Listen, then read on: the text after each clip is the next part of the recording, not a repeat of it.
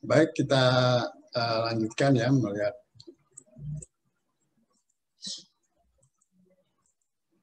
Nah, kita akan mengukur bagaimana kita melakukan measurement ya. Jadi biasanya ini dengan menetapkan value. Jadi ketika kita di awal melakukan elisitasi, misalnya di satu kelompok stakeholder begitu, di sini ya, misalnya di bagian produksi. Nah, pada saat kita melaksanakan elisitasi, pasti kita akan ketemu value gitu.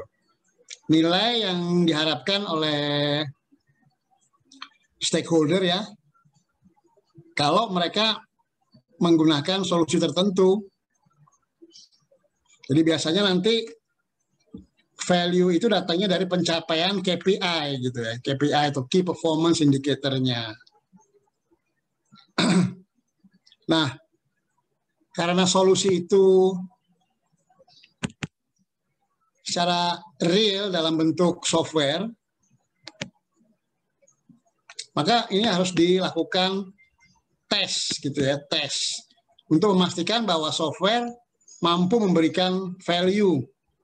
Jadi mampu memberikan value karena software tadi adalah satu solusi gitu. Nah, ini jadi melalui tes mampu memberikan value.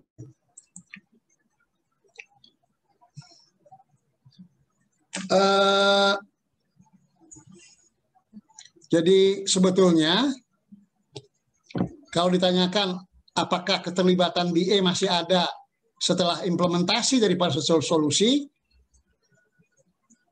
biasanya BA itu akan membantu selanjutnya project sponsor untuk memastikan bahwa solusi itu memberikan value yang sesuai dengan diharapkan gitu ya. Seperti apa yang diharapkan. Membantu project sponsor. Jadi kalau misalnya suatu project itu selesai di stadium ini ya, di stadium finish ya, misalnya TF gitu. Nah, ada satu stadium yang disebut stadium observasi ya, dari TF ke T0 gitu. Nah, ini akan dilakukan evaluasi atas kinerja daripada solusi yang diimplementasikan. Gitu. Jadi biasanya yang menjadi basis senario evaluasi atau tes itu adalah bisnis objektif ya. Jadi bisnis objektif. Apa yang menjadi objektif di dalam pembangunan daripada suatu solusi gitu.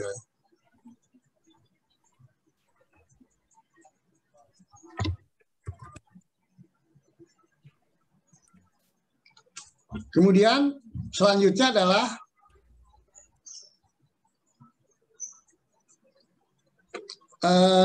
pengukuran atas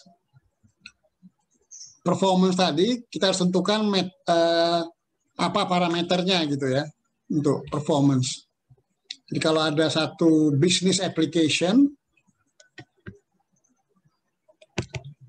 nah bagaimana business application mendukung terkaitnya pencapaian daripada objektif organisasi. Misalnya kalau ini terkait dengan revenue ya, revenue. Jadi gimana nih business application terkait dengan revenue? Yang jelas kita bisa jualan kalau tidak terjadi stock out gitu ya. Jadi stoknya ada. Nah, ini yang harus dipastikan kondisi daripada stok. Jadi stoknya harus dipastikan ketersediaannya. Berarti ini akan terkait dengan inventory management. Sehingga salah satu parameter untuk mengukur kinerjanya adalah pada proses yang berhubungan dengan inventory management. Nah, selanjutnya kita bisa menentukan ukuran-ukuran performance tadi dan memvalidasi gitu ya, serta melakukan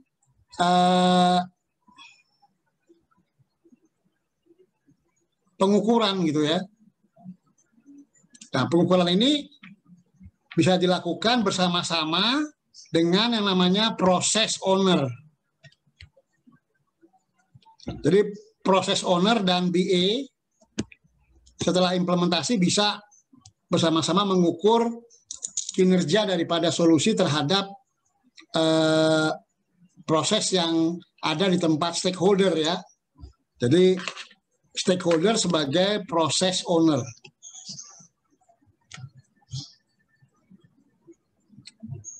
Nah, banyak parameternya nanti Pak dan Ibu sekalian. Misalnya kalau solusi itu mendukung katakanlah perencanaan kapasitas gitu ya, capacity. Ya, jadi sebagai impact atau dampak menggunakan solusi harusnya utilisasi itu akan selalu tinggi ya, jadi utilisasinya maksimum gitu. Mungkin paling kecil adalah 90% utilisasinya. Itu ukuran-ukuran yang bisa kita terapkan, satunya adalah di tingkat produktivitas gitu ya. Nah, kita bisa dalam pengamatan itu kita bisa melakukan pembangunan senario tes tadi dengan menggunakan misalnya informasi terkait requirement yang sudah tervalidasi atau yang berhubungan dengan scope ya, jadi scope solution. Jangan lupa juga yang ada hubungannya dengan misalnya benchmarking and market analysis. Kalau industri kita misalnya industri consumer, kita bandingkan dengan industri consumer yang lain, ini namanya benchmarking. Apa yang kita bandingkan misalnya kaitannya dengan peningkatan penjualan gitu ya, sales. Nah, harus kita bandingkan dengan memanfaatkan solusi yang sudah kita implementasikan. Jadi dengan melihat ya solusi yang sudah kita implementasikan. Juga penggunaan database. Tadi juga mungkin Bapak-Bapak dan Ibu selama ini menggunakan prototyping ya. Ini biasanya digunakan untuk melakukan simulasi. Untuk katakanlah membuat suatu solusi yang baru. Jadi kita melakukan simulasi bisa juga.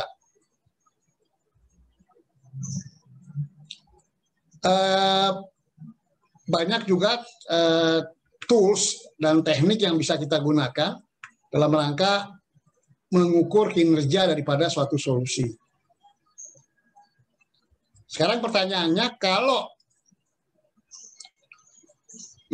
sebagai hasil implementasi tidak terjadi perbedaan yang atau change yang signifikan, sebagai BA apa yang harus kita lakukan gitu ya Bapak dan Ibu? Jadi tidak terjadi change yang signifikan gitu ya. Bagaimana ya dalam hal ini? Apa yang harus dilakukan?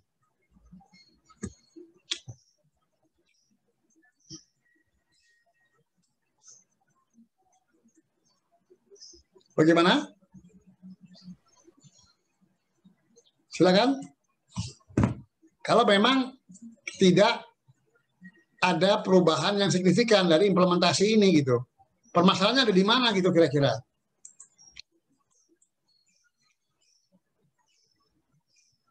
Bagaimana Bapak-Bapak dan Ibu sekalian?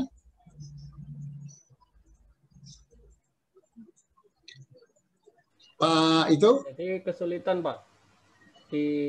Kan bisa jadi tim kesulitan mengimplementasikan solusi yang sudah didesain gitu ya. Ya. Mungkin jadi ketika evaluasi disampaikan kesulitan-kesulitan yang terjadi itu seperti apa ke stakeholder, mungkin seperti itu Pak. Jadi, terus apa yang harus dilakukan kalau memang kita kan sedang